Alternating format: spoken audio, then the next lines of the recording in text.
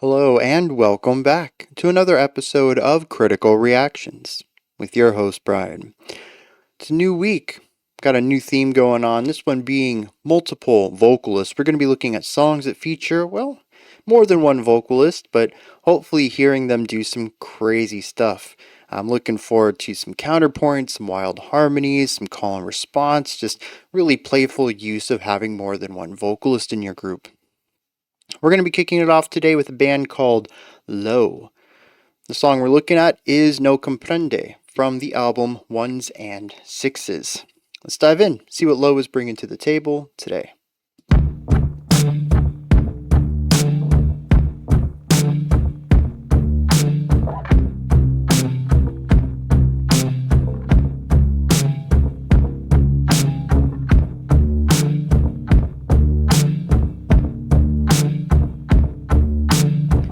Buzz.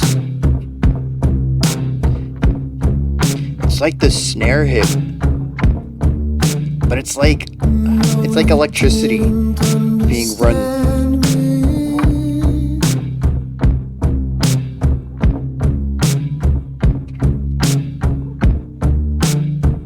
I didn't say it was a problem.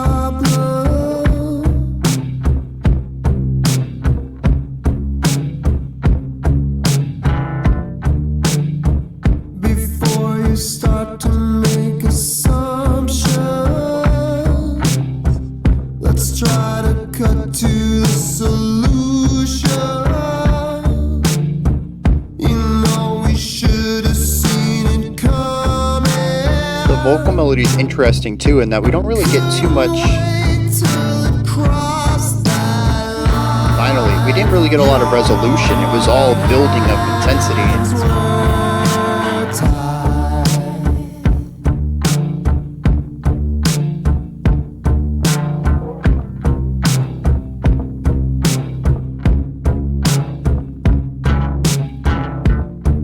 The guitar has an interesting largeness to it too.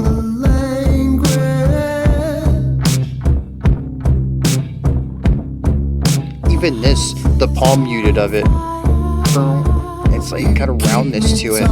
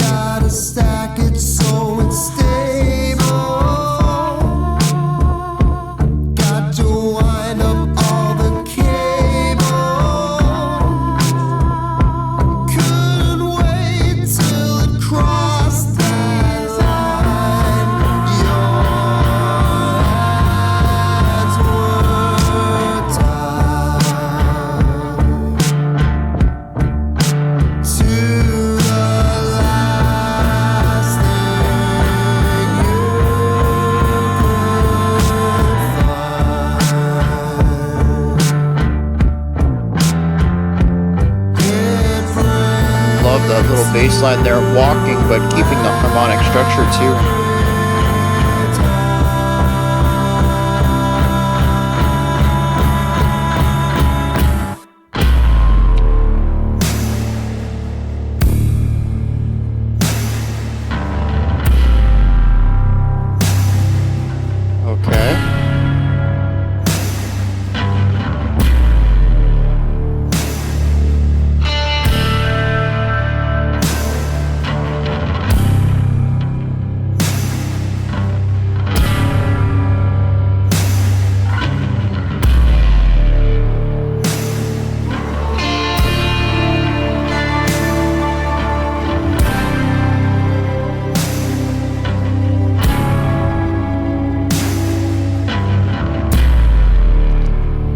It's like you can hear that string on the bass guitar just vibrating.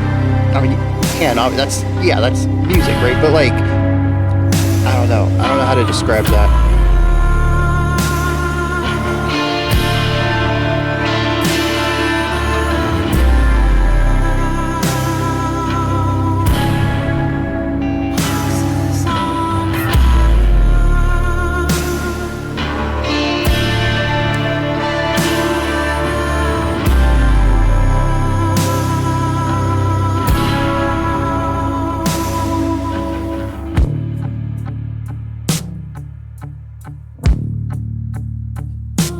Now a slower version of the beginning, is it?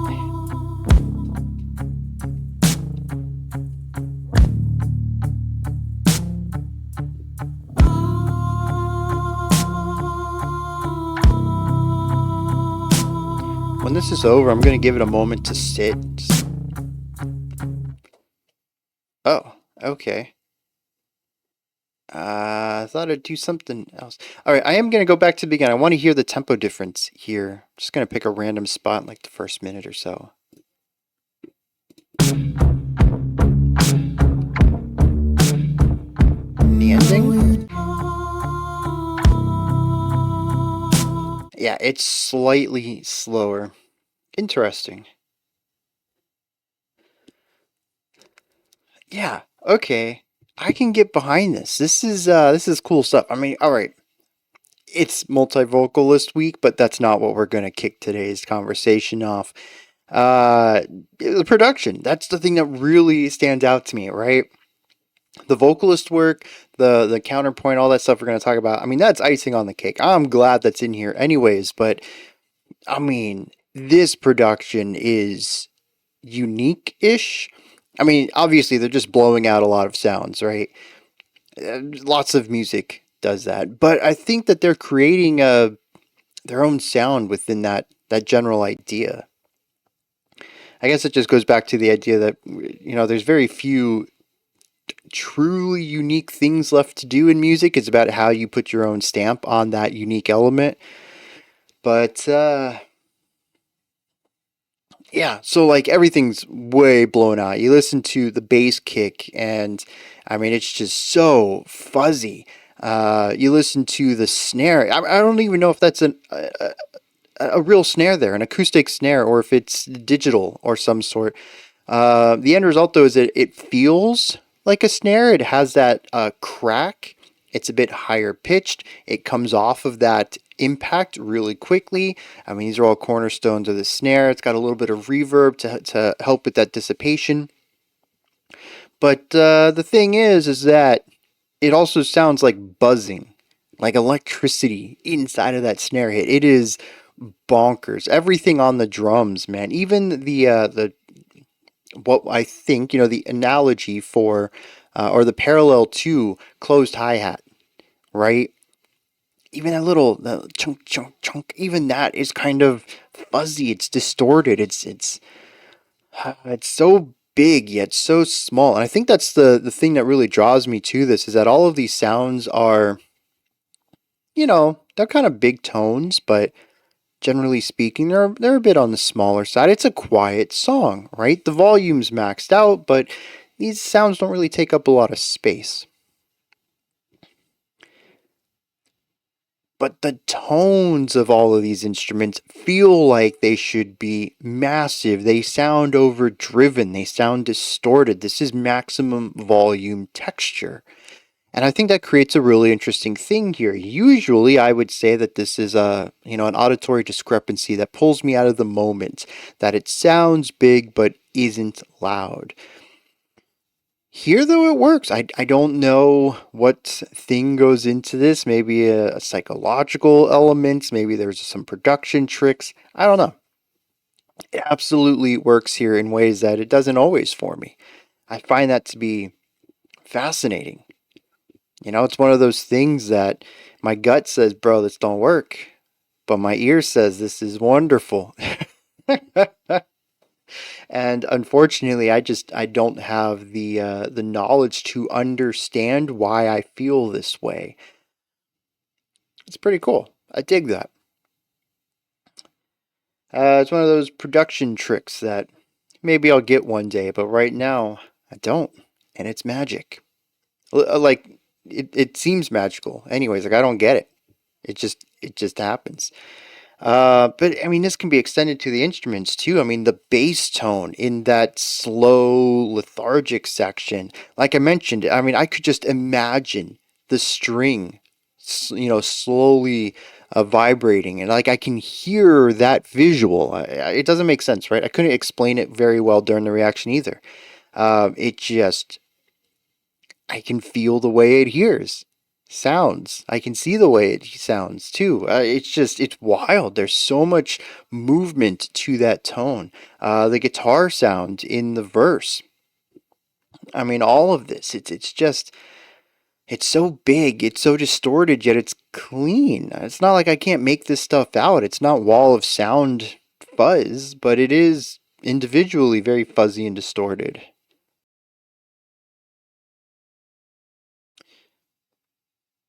I think then it's interesting to hear how the vocals are produced around that. There's a little bit of body to them, some reverb that gives them a little bit of extra width. They're not raw and singular and narrow, but compared to the instruments, they are. The instruments are just that large and blown out that even this having production on it seems so small in comparison. It feels like a needle in a haystack. It feels like somebody screaming in the middle of a desert. It's just not that big of an impact. It's such a small part of the entirety of the song. And I love that contrast. This is David and Goliath, the vocals versus the instruments. It is just such a cool visualization that they paint there. Now, like I said, there are some tricks there. The volume on the vocals are loud enough to be audible. It's more of a feeling, I think, than an actual disparity between these two groups of instruments. Because at the end of the day, everything's the same volume, everything is generally the same size, but it just doesn't appear that way. It doesn't sound that way. And I just love that whole schism there. And even the schism between, what I know is going on and how I'm hearing it. It's these production tricks, right? We talk about some of this. I think the most obvious one is the wall of sound, or not the wall of sound. What do they call it? Oh yeah, everything being max volume. So even when we get to a quieter section, the volume hasn't dropped at all. It sounds quieter, but it isn't. I mean, this type of technique is used all over modern music. I think the same thing's going on here. I don't think the vocals are really that much smaller than the instruments, but I mean, dude, it feels like they are just little tiny objects in this vast sound sphere. And I love that. It's just an absolutely gorgeous way to go about painting this picture. And all this is production side of things, and it's not, I don't usually focus this hard on it, but I mean it's the thing that makes this song. Without the production, you just have a chord progression that we hear over and over and over and over, a simple instrumentation and a albeit catchy melody line, one that also doesn't change much. It's a rather static song that really leans heavily on the way that it feels, the atmosphere that it creates. The entirety of the ending of this song would not work without the production. And I just it's infectious to listen to. I honestly feel like this ended way too soon. And that's, I think, is a huge compliment for a song as repetitive and simple as this, something that just doesn't usually catch my attention this hard.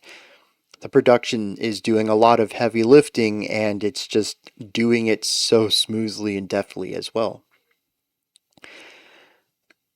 Now, going back to the instruments, I mean, the verse, right? We've got a simple chord progression. We sit on one chord for a long time, just dun dun dun dun dun dun dun, and just keep hearing that chord. Whether it's the root tone that we get out of the bass or a dyad that the guitars are bringing in, it's just a single feeling. And then every once in a while, we'll change that. We'll go to a different set of notes. But we really sit on this one and pulse on it over and over and over.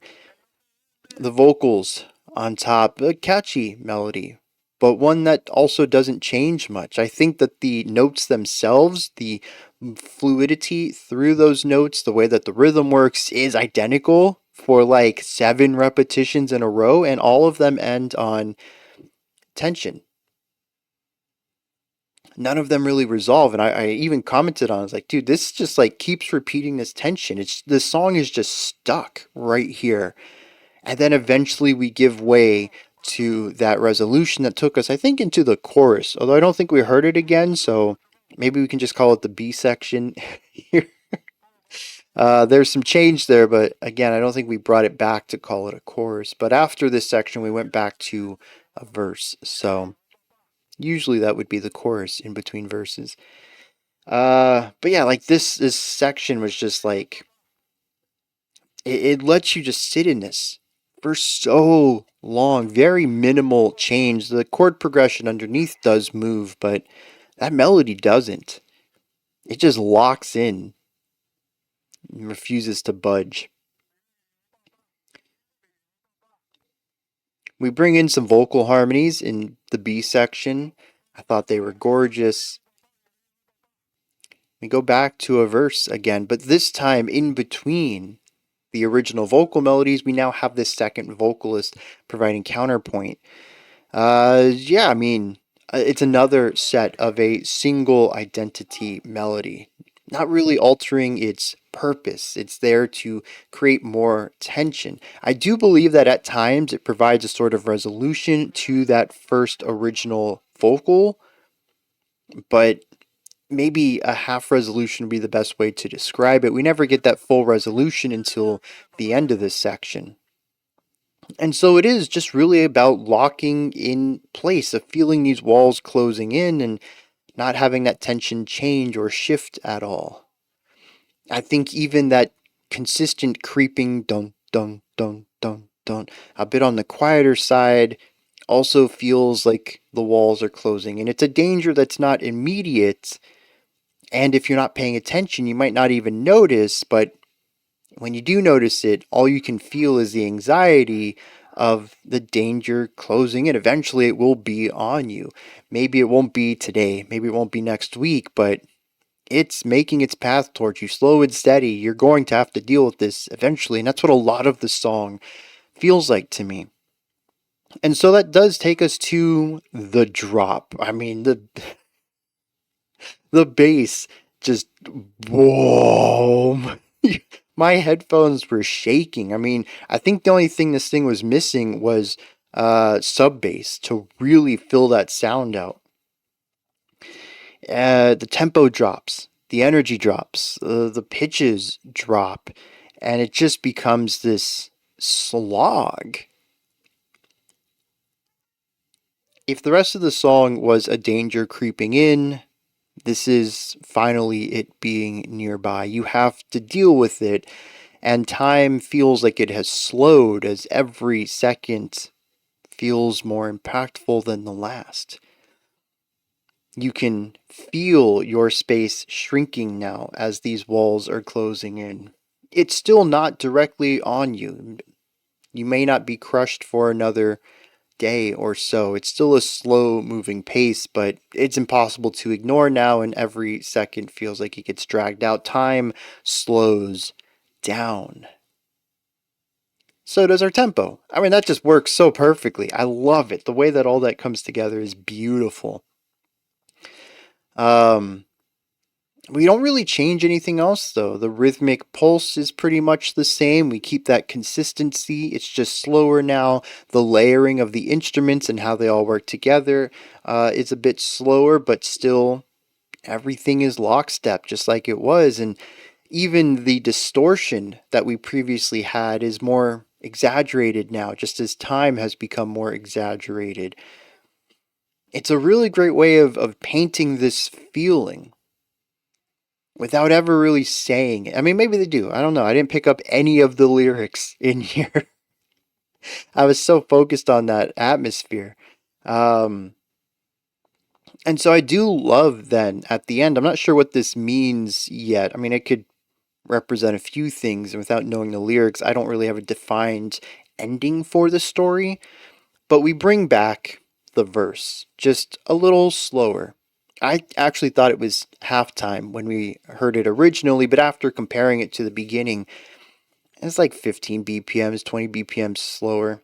Not a lot, but definitely enough to notice. Things kind of return back to normal, but not quite the same. Again, that could represent a lot of things musically. Maybe the danger is defeated, but it's not overcome. You've pushed it away for now, but it's going to be creeping back in again. Who knows?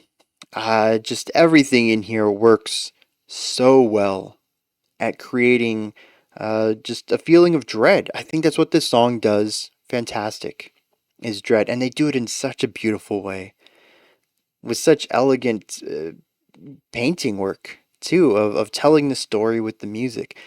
Now, we're going to dive into some lyrics, see what they're singing about. I could be completely off in my read of the music as far as a narrative goes, but, usually I'm not. I'm going to toot my own horn for a second there.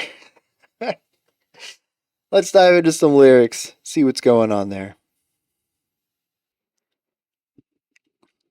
I think I have to listen to Low. I mean, the song absolutely grabbed me, but lyrically, I am so down with this. Verse 1 says, "No, you don't understand me. I didn't say it was a problem, and before you start to make assumption, let's try to cut to the solution. You know we should have seen it coming. You couldn't wait until it crossed that line." The idea here that we have two problems. One is that these two people, the you and the I, they're not working together. But there's also a misunderstanding going on. It says you don't understand me. No, I didn't say this. I said this. You know. And what's really interesting is when it comes to communication, sometimes we can say a sentence and mean something, or at least that we understand we mean that sentence. And somebody else will hear those same words and interpret it differently. Maybe a certain phrase, maybe a tone that you use, maybe just a specific word has a different connotation to someone else. The funny thing about language is that the general purpose of it is to be communicable. It really doesn't matter if you're using slang or the most proper speech in the world. The purpose is to be understood, and as long as the person you're speaking to understands it, then it doesn't matter if your speech is improper or broken or whatever, as long as you're communicating efficiently. But what often happens is even people that you know for a long time are just going to understand words differently. Not that they have a different definition, literally, they just have a different meaning or identity casually. Language is too varied, too loose to always be concise and clear, and I find that funny about language. Its purpose is to be concise and clear, but it can't. It never will. It's too big of a burden to put on such a thing. And that's what we see here, but our narrator also implies the other person wants things to go sour. It says before you start to make assumptions, later on says you couldn't wait until it crossed that line. You were ready for this to flare up. You're already making assumptions about how things are going. He says we shouldn't do that though. Let's just cut to the solution. Let's skip all this stuff in between and fix it right now. So even right here, assuming that the other person is exactly who our narrator tells us. We're only getting one side of the story here, but we already have this division between the two and their approach to how this conversation slash argument should go. That division is a huge part of this track. The second verse has the two vocals. The first one says, "No, I don't know the language. You keep talking in a circle. You can't just throw it in a trailer. You've got to stack it so it's stable. You got to wind up all the cables. You couldn't wait until it crossed that line." Now, I'm glad there's annotation on this because, I generally got the idea here. If you want to transport something, you need it to be stacked stably. But the thing about winding up the cables, I don't know. I was like, okay, it's just got to be tidy, right? But there's a little bit more to it. This whole thing right here, the trailer and making things stable and winding up the cables, is a metaphor for touring. of making sure that all of your gear and your band members can all fit into your little trailer comfortably. You know, you have to do things proper or people are going to be uncomfortable. That's the whole metaphor here. The other vocalist says, "Our house is on fire. You'd better get out now. It's the house with desire." You say it out loud. I think this is interesting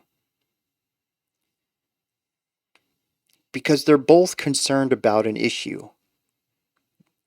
And I think the issue is the same. The house and this trailer are both representations of this dispute, this relationship that they're trying to save. One views it as a problem right now that we just need to abandon it. The other views it as something that can be fixed if we just set things right. They both see the same problem, they have different solutions, and they have no way of explaining that to the other. They're speaking different languages through the use of different metaphor. I love this. I love this so much because it goes with the title, "No comprende," which is like a broken kind of Spanish for I don't get it. Um, I don't understand. And they literally cannot speak in a way that the other one gets. The words they're using, like outsider here, right? I get both of these metaphors. They both make perfect sense to me. They're both saying the exact same thing generally, give or take. And neither one of them can get the other at all. The metaphor is just going right over their head. It's as if they're saying two totally different things here. The chorus, or as they call it, the refrain, says, "Your hands were tied, the last thing you could find, and it breaks you every time." Neither one of them are going to fix this. They've tried time and time again. They can't ever work together to repair this relationship. This may be one of those every times. Just another one in the long line of them. This could be the straw that breaks the camel's back. The relationship could be over here. It's all about communication, though. And they just can't communicate to each other. It's not like they won't talk, they're just not speaking the same language. Bringing this back to the metaphor, the walls closing in, a danger slowly approaching. An inability to speak to somebody that you are whatever kind of relation, whether it's friendly or romantic or whatever, if you can't talk to each other, eventually this miscommunication is going to build up, right? One person's going to, maybe both people are going to feel slighted over things that weren't meant to be negative. You say something neutral and the other person's like, "Dang, how could he say that about me?" Really? It's going to bottle up, right? Even if you bring it up, the other person will be like, "What do you mean? Dude, I wasn't negative. I didn't try to tear you down." The miscommunications are going to they're going to get bottled up, they're going to get built up, and they're going to ruin this whole thing. The foundation of this relationship is going to be worthless. It will crumble. That's the walls closing in. That's the steadiness of the song. Constant tension being built up on a steady beat until the foundation gives out. The song bottoms out, and you have to deal with this right now. Time slows down. Nothing else you can do. Work this out or end the relationship. Yeah, it's so good metaphorically on a lyrical level. Just the way that the lyrics are approached, the dual vocals overlapping each other, saying the same thing but differently. The music telling this metaphor as well. Just everything works so good on this. I'm so glad this was brought to my attention. I absolutely loved this track, and like I said, it's beautiful too. I love the counterpoint. I love the harmony. I love the progression that we get in the places. Um, there's definitely songs that I'm like artistically, absolutely love this. Musically, not for me. This is a total package. I don't get this too often on the channel. So, like I said, I gotta check out some Low, I suppose. These are my thoughts on No Comprende by Low. Let me know what you thought of this. If there's anything that stood out to you, anything that you'd like to add on to what I said or correct me on, um, you got your own interpretation of things, please put that down in the lyrics too. I mean, I got my interpretation. It's not authorial intent. It might not even be the only way to interpret this. Just because I feel like mine was pretty sound doesn't mean that you might not have one that's equally as representative. So, yeah, if you got a different vibe on this, let me know. Put all that and any other thoughts you have down in the comment section. Above that, in the description box, you'll find a link to Linktree. Takes you here. You can find links to my music, ways to support the channel, a link to the Discord server, and so much more. Above that, like, subscribe, and ring the bell. I greatly appreciate all three of those. All right, that wraps it up for this one. I'll be back tomorrow, though, 5 p.m. Eastern Standard Time, 10 p.m. UTC as usual. Until next time, remember to be critical, not cynical, of the music you listen to, and have a fantastic morning, afternoon, or evening, whenever you choose to watch my videos.